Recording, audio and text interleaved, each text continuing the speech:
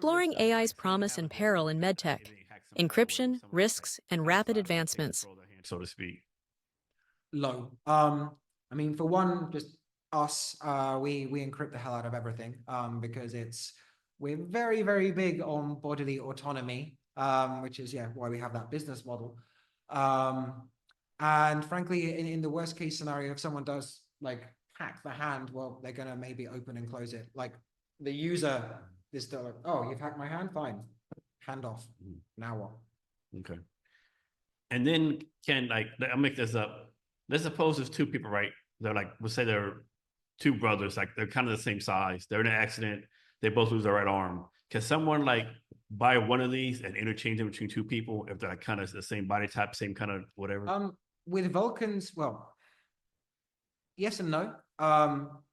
So normally you get one socket per user. Everyone has a different arm shape. So even if you have twins, like there's going to be some differentiation. So they can't exchange sockets.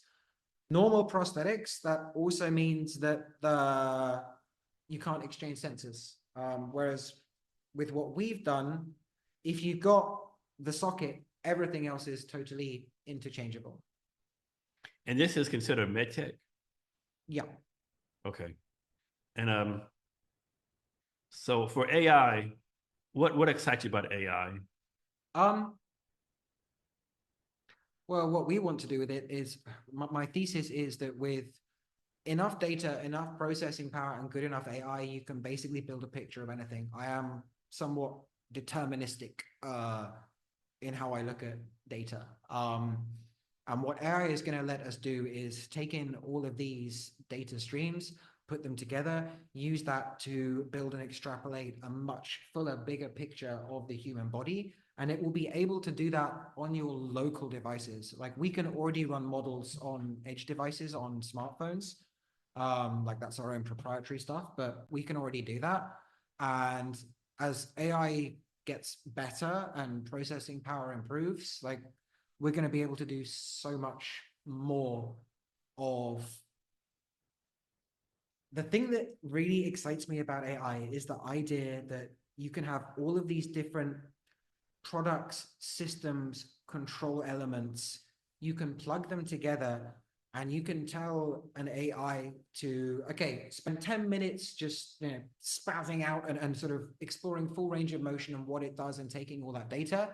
And then build a coherent control system, network them all and make it link together. So for example, we're going to get to the stage where, you'll have a robotic like factory hand, and you might have a user wearing a ton of sensors, and you will not have any idea what software they are using, but you'll get the AI and you'll say, well, here's the robotic hand and here's the user. This is the robotic hand moving, take in that data and figure out what you need to do to move it. Here is the human hand moving, take in that data, and now cross-reference them, connect them. So the human can just do that and we don't have to code anything.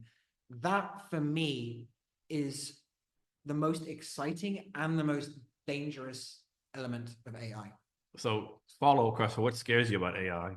Literally that. I think the biggest thing that scares me about AI is the speed, because it is very much, to my mind, like a nuke, where if something goes wrong, it is already too late for us to stop it. So if you've got a nuclear bomb and it goes off, that's it. Like there's no putting that back in. Anything that you needed to do or change happened in the microseconds before. Same for AI, right? Yeah, it's going wonderful. It's going swimmingly. Yay, wonderful. If you have something that has access to fundamental, like it's software native, it lives